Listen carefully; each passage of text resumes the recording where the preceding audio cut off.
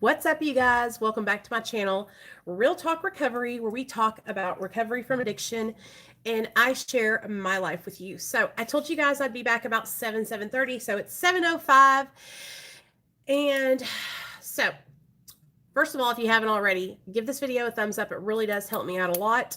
Subscribe to my YouTube channel and leave me a comment. Let me know you're here. What's up, Troy? What's up, Brittany? What's up, y'all? Let me know you're here. Let me know where that you're here and where you're from. So if you come into the live stream, comment where you're from and comment your sobriety date, okay? Where you're from and your sobriety date. My name's Nicole Ploudre. I'm an addict. My sobriety date is July 13th of 2015, and I am in Little Rock, Arkansas. Little Rock, Arkansas. So, yeah, I'm going to wait till you guys get in here because I know that a couple of you guys will be dragging ass as usual. Let me get some of these notepads out. I want to talk about just a couple of things today. Okay, there we go. All right.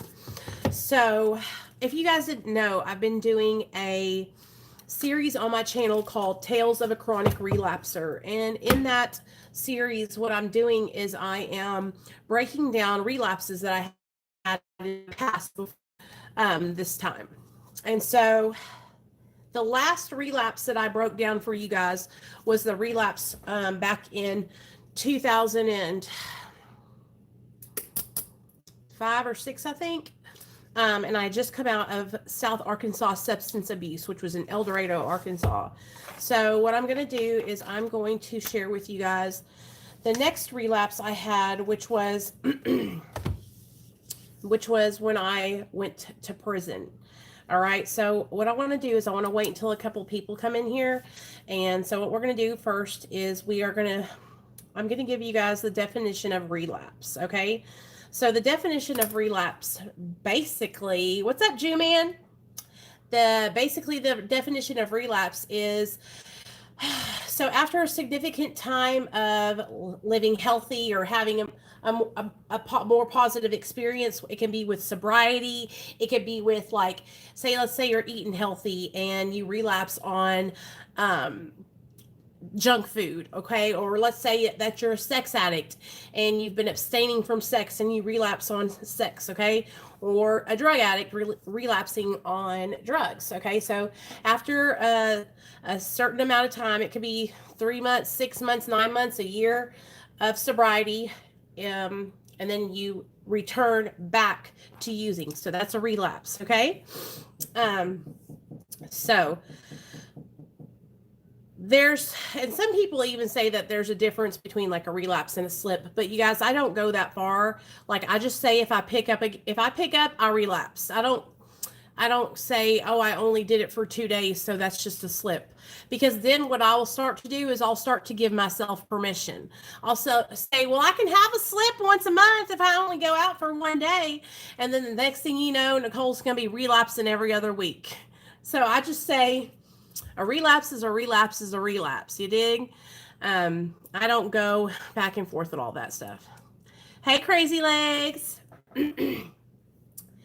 So now that we know what a relapse is, we can kind of talk about the relapses that I've had, okay? So the 4 relapses that I've shared with you guys on Tales of a Chronic Relapser, okay? I feel like it can be, okay, no, I don't believe that relapse is a part of recovery. I believe that relapse is a part of active addiction. I believe that some people do relapse in their recovery and they have to find their way back to their rooms or to their program. But it doesn't have to be. It does not have to be. And I feel like a lot of times with what us addicts will do is we will manipulate any situation. So by saying, oh, relapse is a part of recovery, again, that's giving our addict minds a permission statement. Well, Nicole, if you relapse, it's okay because it's part of recovery. Well, the way the world is today and the way drugs are today, you don't need to be relapsing. You can't afford to relapse because it could be your last one. You could die. It's not like it was back in the day when I was getting high and there was no fentanyl around. Now it's like you relapse and you're going to die. Okay? Like it's straight up. Hey, Kenneth. Oh, man, I'm so sorry. What happened? When did you relapse? Was it recently? I just saw you in the comment section the other day. What happened, man? So I want you guys to know, like, I'm not in any way trying to shame any of you or make you feel bad for having a relapse. But what I want to say, I don't want to make you feel okay with it because I don't want you to make it a part of your life because you can die from it. Okay. And that's what I want you guys to start understanding and focusing on is that yes, I relapsed, okay? That was part of the journey of me getting to where I'm at today. But it's no longer part of my life. I'm not going to do that anymore. Today, I'm making a decision. I'm making a decision today that I want to stay sober my life, okay? I am going to do everything humanly in my human power to abide by my recovery and stay on the right track, okay? And it's so important to me. Do I think that I'm the shit and that I'm never going to relapse? I'll tell you this much, okay, you guys? I'm not going to relapse. You know why? Because I don't want to relapse. I don't want to get high. All right? I'm making that choice right now. Okay? And every morning when I wake up, I make a choice. I don't want to get high. I'm not going to go around people that are getting high. I'm not going to go anywhere near where there used to be drugs, where there is drugs, anything like that. And I'm going to do the things that I know I need to do in order to stay sober, okay? Which is 100% all day, every day, recovery related, okay? There's not a day that goes by that I'm not focused on my recovery. And that might seem like obsessive to some people, but that's the way I have to be, y'all. Because when I'm not focused on my recovery, I'm focused on fucking up. And I've had to change my life and really start reeling myself in. I don't want to lose my life. I don't want to lose my son. I don't want to lose everything. So, you know, some people might think that that's overkill. But for me, it's what I have to do. There was a time in my life where I spent all day, every day. Sometimes the hardest thing is drinking beer, believe it or not. I hate it. And I believe you, Kenneth, listen to me. Alcoholism is no joke. It will kill you just like dope will. Do you hear me? It's just as serious. It's just as serious. I wouldn't be celebrating another year in January if I didn't have that attitude every day. And that's what we have to do. We have to wake up and we have to make a decision every single day. Am I going to wake up and live or am I going to wake up and die? That's the hardest thing, staying away from people that use. It sucks because most of the fam and friends get high. Troy, Brittany, listen up. You got to get away from them. You got to separate yourself from them. If your family and friends are using, then they're not your friends and you don't need them as family. What's up? Yeah, Rick. Sorry, I give you a little titty shake. No disrespect. They're not your friends, Troy. Get them away from your life, man. Get them away from your life, okay? You cannot pull someone out of the gutter and save them. They will pull you down into the gutter with them, okay? Please listen to me. I have relapsed enough for everyone in here, okay? I have tried so many times to save other people because they were my friends. We go back so many years. She's my sister. I love her. My sister was in active addiction for the first year of my recovery, you guys. Okay? I cut her out of my life. I stopped seeing my sister, my own damn flesh and blood. You know why? Because if I did, I was going to get high. If I kept seeing my sister, I was going to get high. This Christmas, now I'm going to tell y'all a little secret. My sister Michelle is prescribed Xanax, okay? She has a legal prescription. Hey, Carrie. Merry Christmas, girl. I love you. She has a legal prescription, okay, you guys?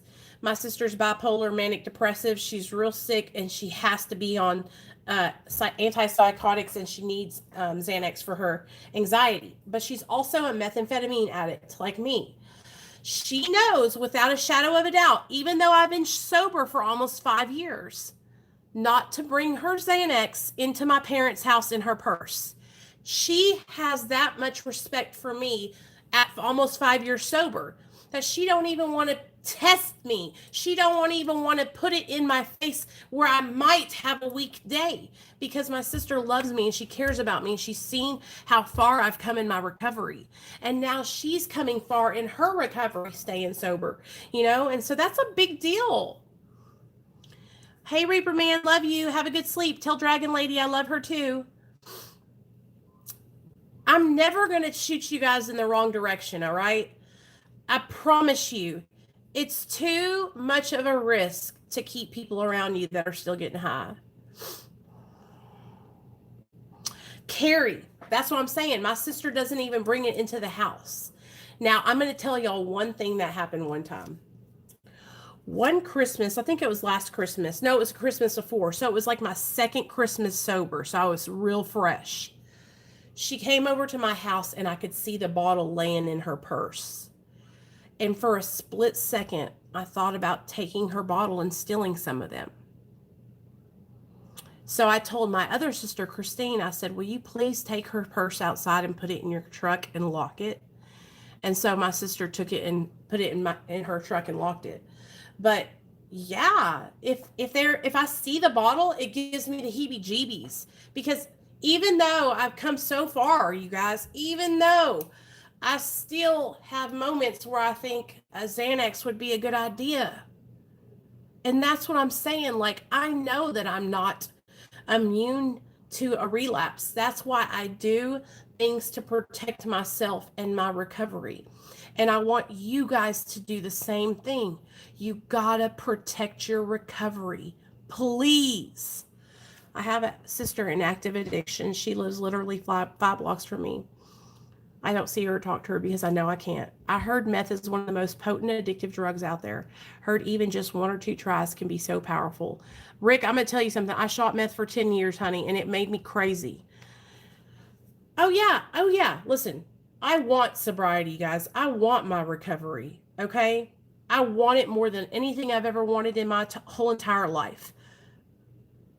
Today, me and Neil were listening to a song by Metallica, the Master of Puppets. That song takes on a whole new meaning now that I'm sober. And I realize, like, just, I don't want to go back to that life anymore. I don't want to be that person anymore.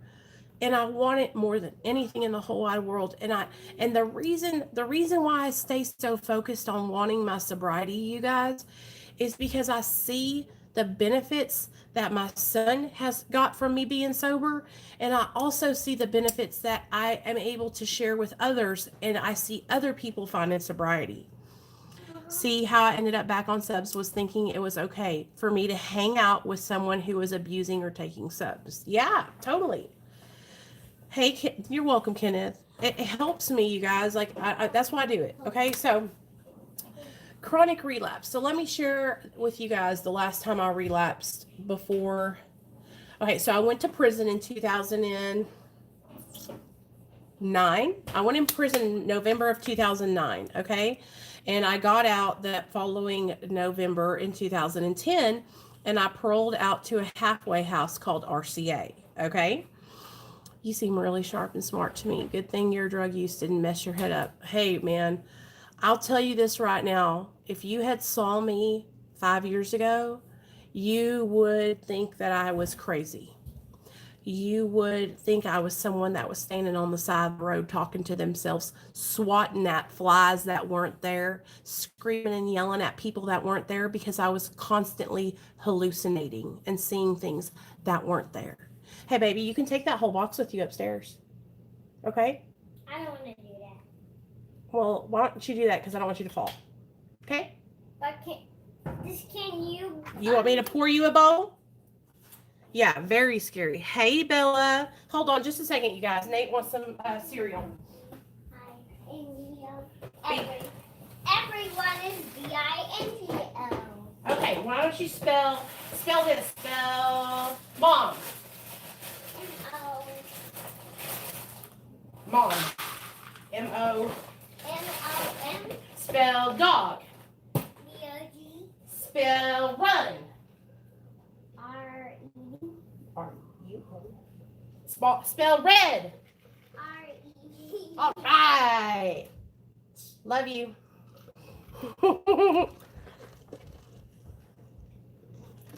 Okay. Let me see what y'all are saying. I'm literally... Really, Daniel? That's awesome. Meth was the one thing I did a few times over one weekend, and it was so bad that I told the guy I was dating that if meth was something he did and his friends did, then I couldn't date him anymore. Oh, good job, Misty. Good job. Rick, my son got taken from me. I only had one child, and so when I was in active addiction, my son was almost 1. 2 days before my son's first birthday, he got taken away, and I had to go to treatment. So I was very fortunate that I have him back now, because I could have lost him forever. Could have had my rights terminated. And I was an IV drug user. I was shooting up. Thankfully, I had a mother-in-law, and we lived with my mother-in-law, and she would, of course, watch my son while I was running the streets. But it was me and my husband. We were both in active addiction together. So we're very, very, very fortunate to have our son and to be sober, both of us together. And so my husband works really hard, and he's been really doing good on his recovery also. But it's been a journey. So in November of 2010, you guys, I got out of prison, and I paroled out to a house called RCA. Okay. So I got into RCA. I got a sponsor. Hey, fired up grandma, what's up? I got a sponsor, and I started going to meetings, and I was living in a halfway house. I got me a job. I got a really good job working at Kroger, and I was doing so well. And I was working the steps with my sponsor. I was going to meetings. I was even chairing meetings, you guys. Like, I was very active in my AA group. I was actually going to Cocaine Anonymous, which same 12 steps, just CA. And I was doing really, really well, you guys. I was doing so well that I moved out of the halfway house into my own apartment. Now, the way it was set up at this halfway house, if you want to look it up, you can look it up. It's called Recovery Centers of Arkansas. And it's on this road called Father Tribute in Little Rock, Arkansas.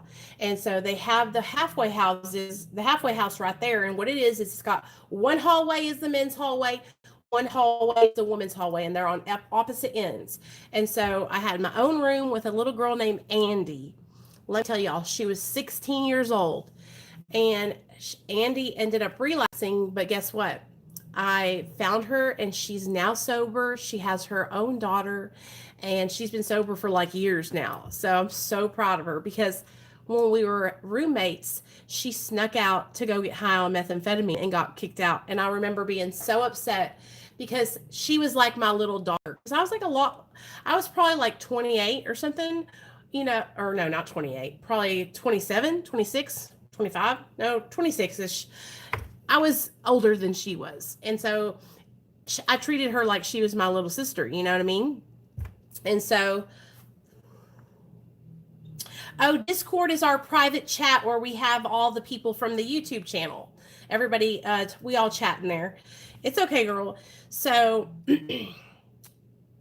Andy snuck out and got kicked out. So I ended up having my own room in the halfway house. Well, I was doing really well. I had just got my 6 months sober. And so I talked to my counselor, and she was like, you know what? You're doing really well. You've been sober for 6 months. Why don't you move across the street to the apartments? Hold on. Come on, Onyx. Good boy. Why don't you move across the street to the apartments? It's, just right across the street. You'll pay your rent, but you'll have your own space. And they were studio apartments. And I had 6 months sober, so I was like, you know what? Heck yeah, I'm going to give it a try. So I moved over into my own apartment. And I was doing great. I got promoted at my job to assistant manager of the deli, you guys. I was kicking ass and taking names. I was working my ass off. I was working 40 hours a week. I would go in and I worked 6 a.m. to 2 p.m. Now, let me tell y'all something. I walked to work every day until my parents said, you know what? You've been sober for about 8 months. We're going to let you get your car back. So they brought me my car. But I walked to work every morning. 5:30 in the morning, I would leave my house and I would walk to Kroger. So when people tell me, like, I can't get a job or I can't do this and I can't do that, I just want to tell you all something. Yes, you can. Because I walked my ass to work. When I got my son back, I didn't have a car. I put my kid in a stroller and we rolled our asses on down the street. I walked everywhere I went. And I don't live in the middle of town here. So I don't walk to get places. So when I hear people tell me they can't do this, that, and the third, no, you know what I see? I see L-A-Z-Y, lazy. Okay? Because I walked my ass everywhere with my kid in tow. So I was walking to work. I was doing well. Mom and Dad let me get my car back. I was like, hey, I was doing good. Well, then I started working a lot of hours. I started picking up extra shifts. I started traveling with my boss to different states to, we were going to these different stores and we were cleaning them out and then restocking them, right? Can you hear me okay? And so I was doing it, Well, next thing I know, I'm probably working like 50, 60 hours, y'all. I was working a lot of hours. One of my girlfriends moved next door. Her name was Ashley. And I'll tell you guys about Ashley because Ashley has gone to be with the Lord. She passed away. And I'll tell you guys about that story. But me and Ashley were in treatment. We were at the halfway houses together. We were best friends, you guys. She had been in treatment with me. She was living in the halfway house, and then she graduated over to the apartments, just like me. And so we were like two peas in the pod. We would have pasta nights. We would cook pasta together and then like drink grape juice. Like we were just having girls' nights. It was so great. Well, one night I came home from work and she was at her house. So, of course, I walked over to her house, which is right like 2 or 3 apartments down. And I knocked on the door and she let me in. And that's when I realized that she was snorting these blue pills off the table. And I was like, what is that? I'd never seen it before. Or I was like, what is that? And she was like, oh, it's Roxy's. And I had never done Roxy's before. Okay. I was still taking hydros and eating Vicodin and taking methadone or doing Oxycontin. I'd never heard of a roxycodone, the 30 milligram oxycodone, the little blue pills. So she was snorting that and I was like, oh my God, you're relapsed. And she was like, shh, don't tell anybody. You know what I mean? Because we were living over there and she was getting by without getting in trouble. And that's when, like, the minute I saw her doing that, it kind of like, I thought, oh, well, I got to go. And I left. But when I seen that she was doing that, it lit a little fire inside of me that was like, well, she's got Roxy's next door, right? So a couple of weeks went by and I didn't relapse. I mean, you guys, it was in my mind. I was thinking about it all the time. I was thinking about wanting to get high all the time. Now that I saw that she was getting high too. Well, one day I came home and there was these guys that I had met, Gerald and this other guy. What did we call him? I don't remember. We called him some nickname, but this other guy, and they wanted us to come over and hang out with them that night. And so I was over at Ashley's house getting ready, getting all dolled up, putting makeup on and all that stuff. And she had those Roxy's. And I was like, you know what? Go ahead and give me one. And she was like, give you one? And I was like, yeah, give me one. And she's like, no, no, no, I'm gonna give you half of one. And she got me one and crushed it and gave it to me, and I did it. And I remember I was like, this is great. And there it was, you guys. 30 milligram oxys. There it was. It was like that whole warm feeling, when you snort a pill. And I was already an IV methamphetamine addict. So once I realized, you know what, I can shoot these up, I was shooting them up within no time. So I relapsed, okay? A couple of weeks went by where I was flying under the radar. I was dipping and dodging my counselor. I wasn't showing up for my group meetings or my counseling sessions. I was skipping calling. I wasn't calling my sponsor, but guess what I was doing still? I had a commitment, and I had to chair these meetings. So I was snorting Roxy's and going to the meeting and chairing the Cocaine Anonymous meeting high on roxycodone. And so everybody knew it, and I thought I had everyone fooled. Well, Miss Kim, my counselor, her daughter, I had just hired her because, like I said, I was the assistant manager, remember? I had just hired her daughter, Brittany, and me and Brittany were working together in the deli. We were cooking chicken, frying chicken, making all kinds of good food, y'all. I was going into work smashed every single day on Xanax and Oxys. And me and Brittany had became such good friends. Well, Brittany came to work and she was like, my mom is looking for you. She wants a drug test. And I was like, oh, fuck. And she was like, you can't pass the drug test because me and Brittany were tight. And I was like, I can't. And she's like, it's all right. It's all right. You can move in with me. And so before her mom could even come and kick me out, I moved in with Brittany. And there it was, you guys. I moved all my stuff out of the apartment in one day and moved over to Brittany's house. And I was in full-fledged relapse. I wasn't coming back. I wasn't going back. It was over. I was shooting up. I was getting high. I was staying up all night long. It was it. That was it. I had my car. My mom and dad didn't know. Everybody thought I was doing good. I just dipped and dodged the halfway house, and I was out.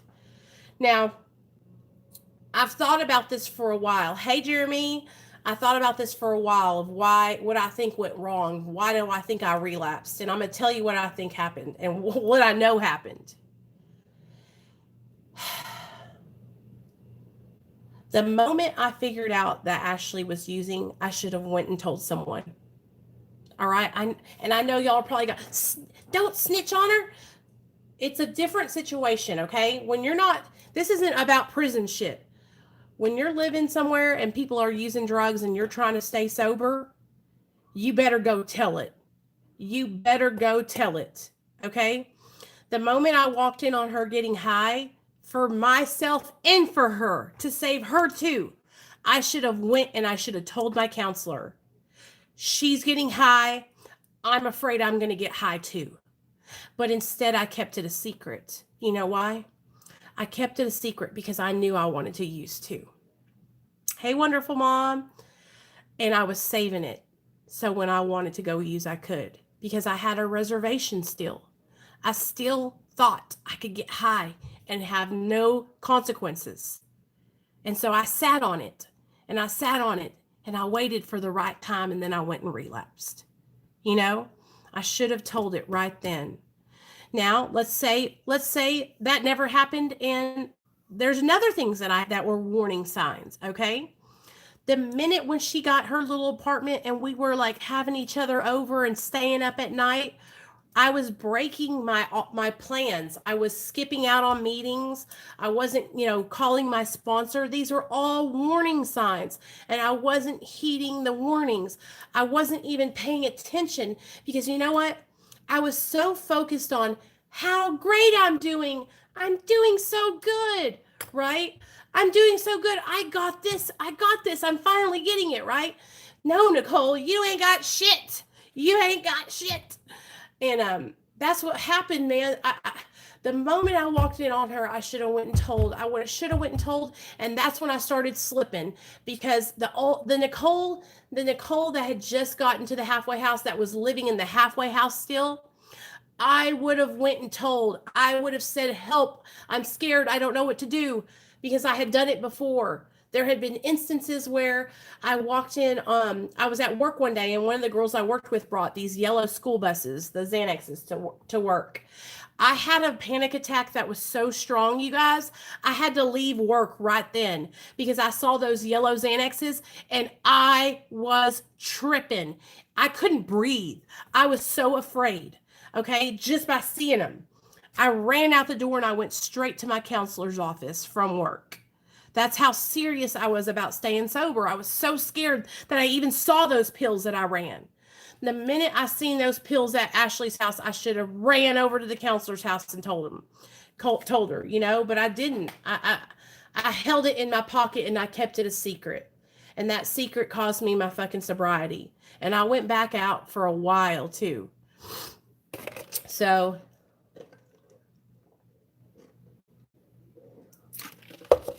that's that. But I'm telling you guys, you know, when you're living in a situation where everyone's trying to stay sober, like in a halfway house or a rehab, and someone's coming in and they're bringing dope or pills or whatever around, and they're risking your sobriety, that's straight up disrespectful. That's straight up them not giving a fuck about nobody else but themselves. You know, and so you got to let them know that that's not how it's going to be, and they need to go, you know. And that happened to me so many times, you guys, where I saved it up. I kept it a secret.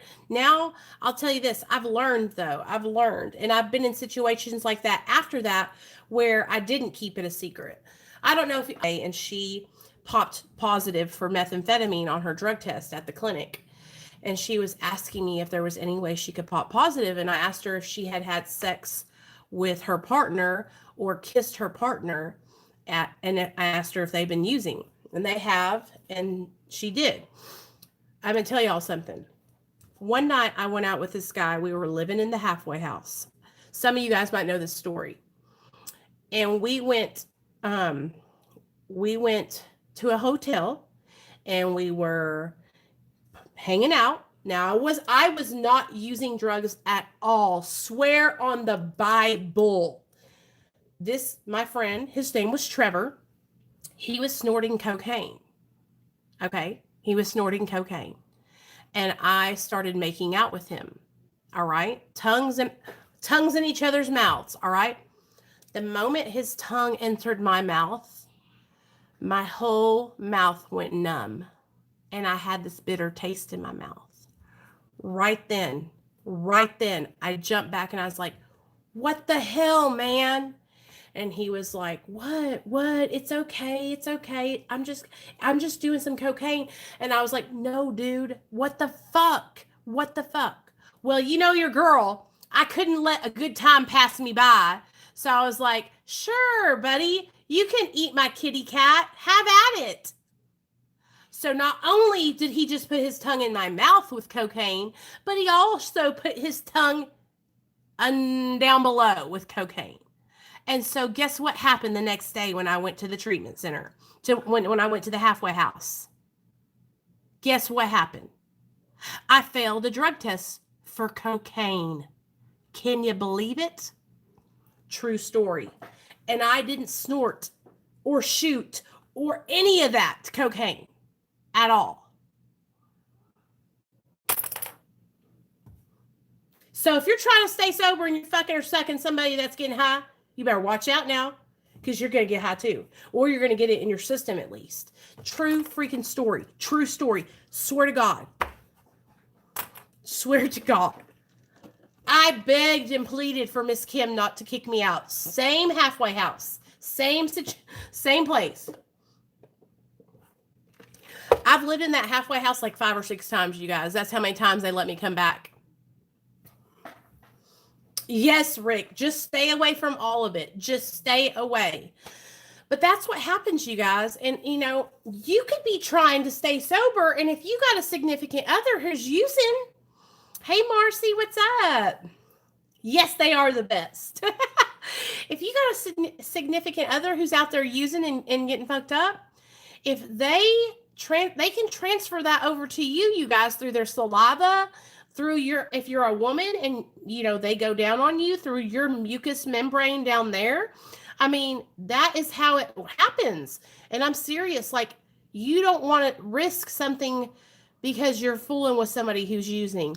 And I knew the moment his tongue went into my mouth and I tasted that cocaine, I knew right away. I knew right away. I knew it. I was like, because I could taste it. It was in my mouth. You know what I mean? And so I'm really lucky they didn't kick me out. They actually gave me, they didn't kick me out. They let me stay, but Trevor had to go to rehab. He had to go into treatment, 30 days. Now, let me tell you guys about my friend Ashley, the one that I relapsed with. So Ashley, beautiful girl, long platinum blonde hair, a lot younger than me. She was like 14 years younger than me. Like, I was 27, 28, 29. Say I was 30 and she was 15. No, not that younger. No, I was like 20, 27 or 28 and she was like 17 or 18, like a couple of years, 9 or 10 years younger than me, okay? I just popped dirty. I didn't feel anything at all. I didn't get high from it at all, but I popped dirty on a drug screen. Didn't that suck? Couldn't even get the benefits from it. So Ashley and me were in that treatment center back and forth for like years together. And then she moved back upstate to northwestern Arkansas with her parents. And we kind of lost contact. Well, then she ended up finding me on Facebook about 4 years ago. Okay. So I had like 6 months sober when she found me. And I told her, I was like, I've got 6 months sober. I got 6 months sober. And we rekindled our friendship. And we were talking on the phone all the time. She would call me. I mean, she really looked up to me. You know, I was sponsoring her. I was working with her on her step work, on trying to help her with her recovery. And she was struggling really, really bad. She had really, really bad depression, you guys. She was all alone. Her parents were a lot older. Her parents were like in their 70s and 80s. And so they just didn't understand like mental illness. They thought she was just lazy. And she went through a very, very traumatic incident while she was in her active addiction. So like a year before I reconnected with her, she had been living with this old man. And the reason she was living with him is because he was providing her with heroin. And she tried to leave him one night and he grabbed her arm and he sat her arm on this table like this and he broke her arm in half. Yeah. He sat her arm like this and snapped her arm in half because she tried to leave him. So she ended up going back to her parents' house, of course, going to the emergency room. I mean, he took her hand and just went snap and broke it in half. She ended up pressing charges on him for, you know, whatever I guess it's abuse or battery or something like that. And, you know, they won, of course. But after that, she was scarred for life. She never recovered. She was scared to go out in public. She was scared to talk to anybody. She could barely talk to me. Do you guys know how long it took me to get her to call me on the phone, to talk to me on the phone? She would just text me. And we were friends we knew each other. And so she had bad PTSD, bad agoraphobia, like never left her house. And so I was helping her to get sober and stay sober. And she was struggling with this bad depression. I mean, like so bad that, and this is what I'm talking to you guys about. When you come on my channel and you say, I don't think I can live another day, or I can't make it, and I get really upset and I tell you that you need to get the fuck up off the internet and call 911, it's because I fucking mean it. Because my friend told me that she wanted to kill herself. She told me that she had tried to kill herself. She sent me a picture of her neck with ligature marks around it. Okay? Purple ligature marks from the bruises around her neck because she jumped and the rope snapped, so she didn't hang there for, until she died. She was up there and it snapped somehow and broke. And she came back down. Okay? So she sent me these pictures, and I knew that she was struggling, and I knew that she wanted to kill herself. And I begged her to please not do it, and she told me she wouldn't. She promised me she wouldn't, but then she made me promise I wouldn't tell anybody. Okay? She made me promise I wouldn't tell anybody. And so I didn't tell anybody. And do you know what happened? A week later, I came home.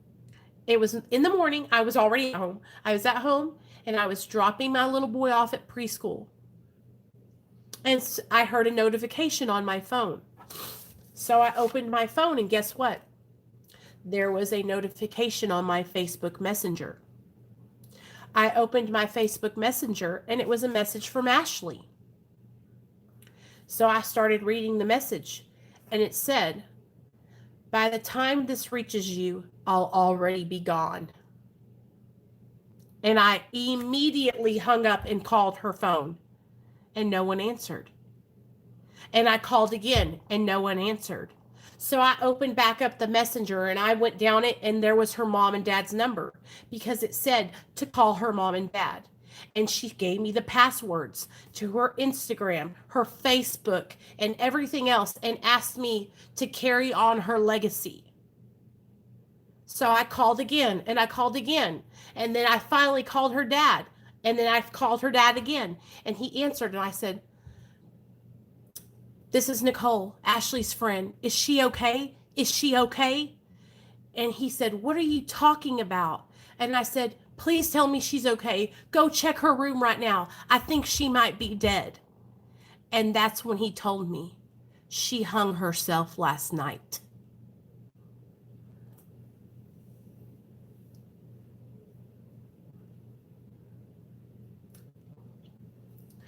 So that's why when people tell me that they want to die, that I don't fucking take that as a joke. Because I should have called somebody right away, and I didn't. And she had already tried, and I knew she had tried, and I saw it. And so now I know. Now I know that, did you know that 80% of people that try to commit suicide do it and they succeed afterward? So if they try to do it, then they do it later and they succeed. And I didn't know that. I didn't know any of these things. I thought that I could help her. I thought that if I stayed with her and helped her with her recovery, that she would be okay. You know what I mean? And this happened in September of last year, and I have the video on my channel. If you go back to last year in September, you'll find the video of me talking about it. But it just pisses me off because, like, I should have known better. I work with people every single day. I know better. I know better than to not say something.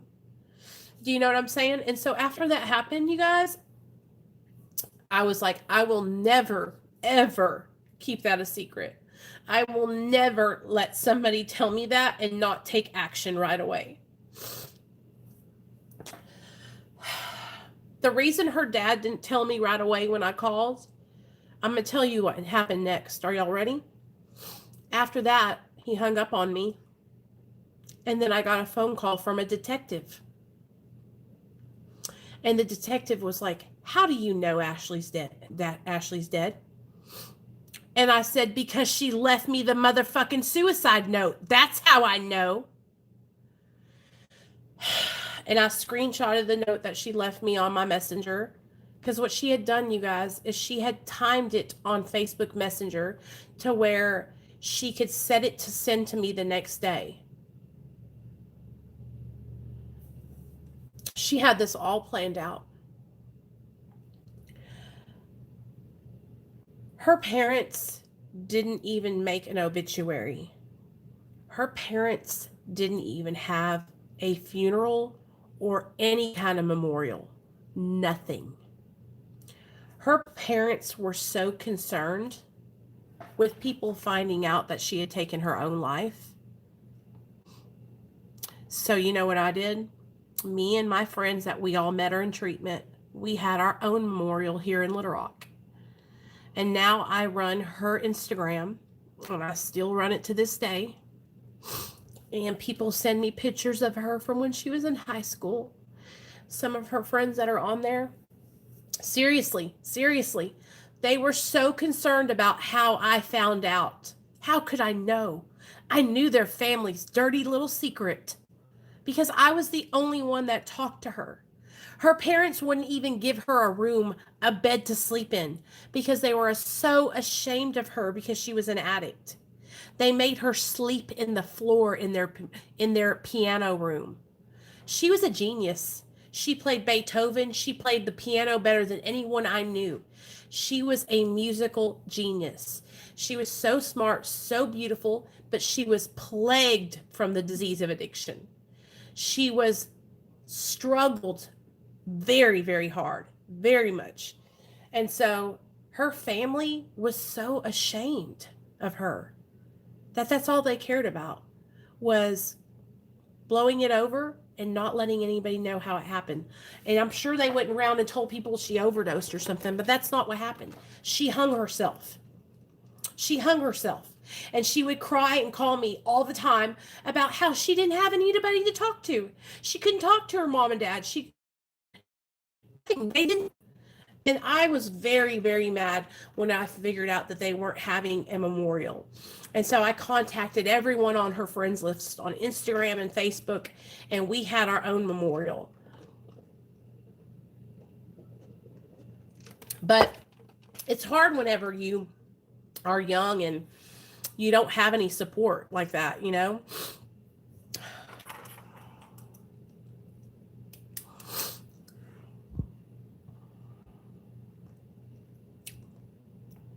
Same way, and his parents were very, very mindful when it happened and still are. It's just, and I'm telling you guys, like, that's why whenever, like, I can't help you if you are wanting to commit suicide. Like, I don't have that power. You know what I'm saying? I can help you with recovering from your addiction and finding recovery, but I cannot help you if you have suicidal thoughts, and I will never act like I can. Okay? And that's the lesson I learned. I learned my lesson because I should have told someone. I should have called 911 the moment she sent me that picture of her neck. All right? The moment she sent it to me. And so I learned my lesson the hard way, you guys. She was a very good friend of mine. I mean, I was her best friend. I was her only friend. I was her only support. And then what was even more heartbreaking is that all the people on Instagram, when I posted it on her Instagram that were reaching out to me, they were telling me that she had been reaching out to them. And these were complete strangers that she didn't even barely know. You know, these were her friends from the internet, you know, not like, and so she was crying out for help to everyone. And me, of all people, I should have known I should have been able to help her. But I failed her. I failed her. And because of that, I will never let that happen again. I'm serious. Like, I will never ignore somebody's plea for help when they're talking about suicide shit.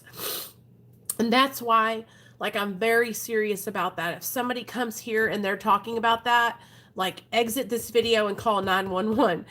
Do not. I don't. It's just so serious, you guys. So that is what happened to Ashley. Okay. Now the memories that I have. Hey, Jordan. The memories that I do have with Ashley, the funny, crazy memories, are me and her fighting over that guy, Trevor. She liked him and I liked him. And so we were fighting. One week he would be with her. The next week he would be with me. The one week he'd be with her. And It was just so crazy, you guys. But I had been like her. She looked up to me since the day we were in treatment together. I remember, I think I had like 8 or 9 months sober, and she was like, "Will you sponsor me?" And we were living in the halfway house together, and I was like, "Girl, we're friends. I can't sponsor you. I'm your friend," you know. But she always looked up to me. You know what I mean? And so I'm just thankful that I was able to be her friend because she didn't have anybody.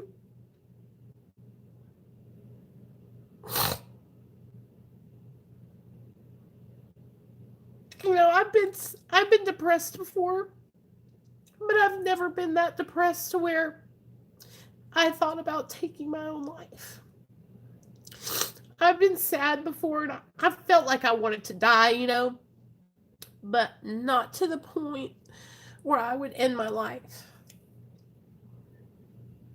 And so I can imagine how hurt she was, because she not only did it once, but she did it twice.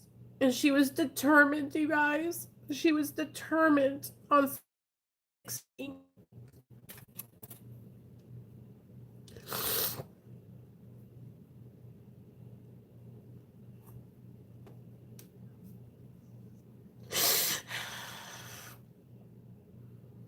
I just feel like I know that I know I made a mistake, and I'll take responsibility for that. Like, I could have told somebody and I didn't, and that was my fault. But I know that I could have told somebody and she could have done it again.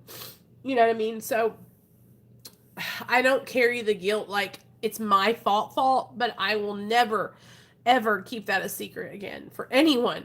You know what I mean? For anyone. And I want to encourage you guys, if you have people in your life who are having struggles like that, you don't keep their secrets for them.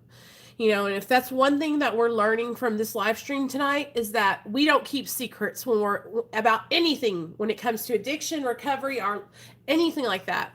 If someone is confiding in you about struggles that they're having and they're talking about ending their life, you tell somebody. You never keep it a secret. If somebody is using drugs and you're somewhere and y'all were supposed to be in recovery or in a therapeutic community or in some kind of treatment center, you tell somebody. You tell on them.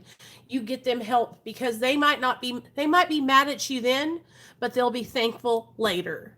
They'll be thankful later. So,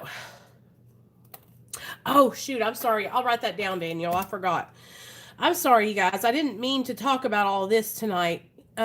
Sometimes I just go off the cuff, you know. But I'm telling you, I've lost, that's two very good friends of mine that I've lost to suicide. Ashley and Nikki. If you guys remember, I told you guys about Nikki in the 2 videos ago in Tales of a Chronic Relapser. Okay, and my friend Nikki shot herself in the chest, and that's how she died. And so there's never anything so bad that you can't make it through it. And that's one thing that I've learned. It might seem like the world is falling apart, that everything is crashing down around you, right? But there's always someone who's going through something worse. I promise you that. I promise you that. And also, it might hurt today, but it'll be better tomorrow. Okay, I promise you. My husband used to really, really struggle with depression, you guys. And you know what? 90% of his depression was caused by substance use disorder because he was a drug addict. Now that my husband's sober, he's happy and thriving. My husband used to cut himself. When I first met my husband, he was upstairs in that room up there, and he had been drinking vodka all night. He was mad at his mom and dad about something. And I walked in there, and he was taking a knife, and he was cutting it across his chest, and blood was just flowing down his chest. And he would do it all up and down his arms. And now he hasn't done that in years. It was all produced because of drugs, because of addiction. He was depressed because he was using drugs. He was angry at himself because he felt like a failure, because he couldn't stay sober, because he was getting high and disappointing his family. It all came back to addiction. You know, now listen, we both have a little bit of, anxiety and a little bit of depression, but nothing like we did when we were in active addiction, you guys. I am so much more steady and even kill now that I'm sober.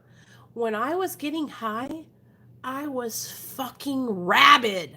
I was psychotic 24/7, all the time in a psychosis, all the time. You would think I was tripolar because I was like, all the time. And that's what the thing, these doctors, these places, you have bipolar disorder. No, I smoke crack cocaine. That's what the problem is. Get sober, get about 6 months to a year sober, and then go get re-diagnosed and see what happens. Get reevaluated and see what happens.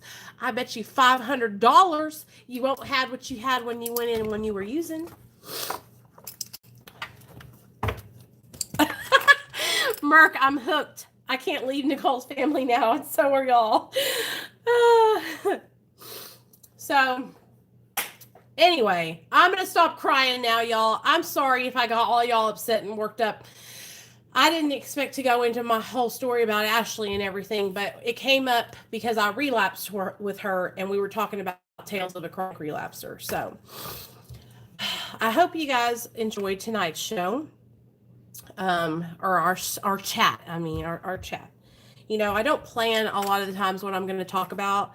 I just kind of ask God to guide me. And these are all stories that have happened to me in my life. So it's not like it's hard for me to remember, And so sometimes he tells me I need to talk about this. Sometimes he tells me I need to talk about that. So tonight I just felt like I needed to talk about, all that stuff. So I hope that if any of you guys are struggling, that helps you to not be struggling. Or, Nathaniel, Nate, come here. Why did you shoot me? I'm going to beat him. Oh, I hope that helped one of you guys. Or if anybody's out there that's struggling, just know that you're not alone.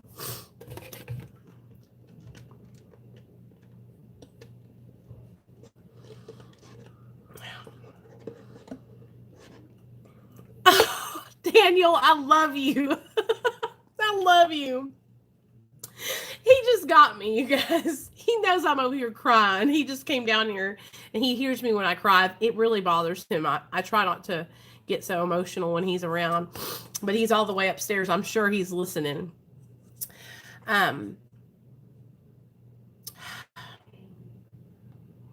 This is why, you guys, I'm so serious about staying sober. I don't care what you do. If you're on maintenance, if you're on methadone or Suboxone, or if you're in AA or NA, if it doesn't matter. Like, it's so important. We have lives to live, and we have people that love us, and our families and friends. And if you don't have family, you have family here with us. You can make this group what you want to make it.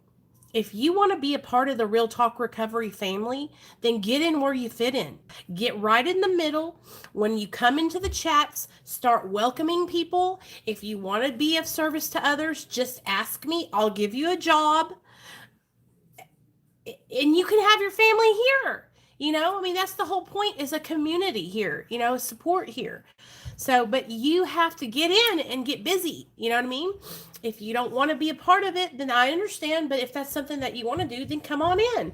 You don't have to be alone. You don't have to feel like you don't have anybody. All you got to do is get busy getting involved, you guys. And then you can have your own family, your family that you created. Okay? What? Jeez. He's over here, y'all. Mom. Aye! I'm gonna get a headshot. What are you doing? I would get it. If she's staying there, I would get it. Don't shoot me in the head. I want to get a headshot. Please don't. Aye! Please shoot the phone. That stings.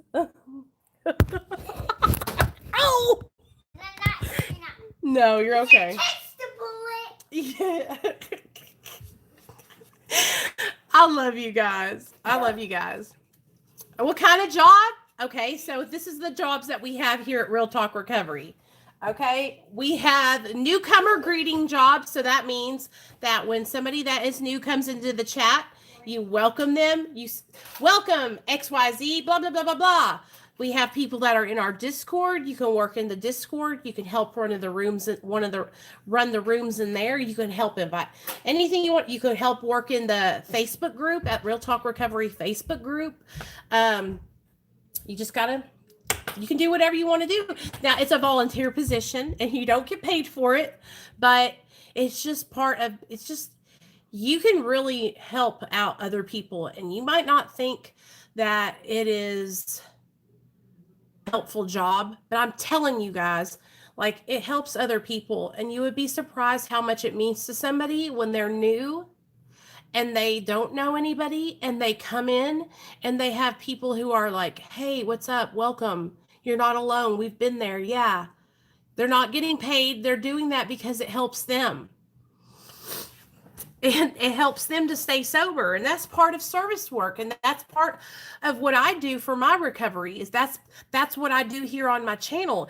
Is this is helping me by helping others. So if you guys want to join in, just let me know. You can help any way you want to help. If you have a different way of helping, if you want to if you want to start, like, I don't know, we can even do like a postcard thing where we send each other postcards that are supportive, and, you know, we could do all kinds of stuff. You know, I saw this one YouTuber, her name is Yaba. She has a reaction channel. And what she does around the holidays and stuff is they do Christmas postcards, and that people send them into her P.O. box, and then she sends everybody out cards. So that we could even do stuff like that. There's just, if we can think about if there's new stuff that you guys want to start doing. Now, what I want to do, hey, I love you too, Misty.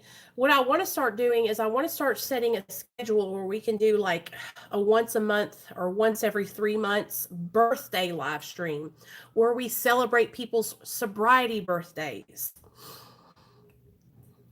Hey, thanks, Rick. It really does. It helps me stay accountable, man. It really, really does.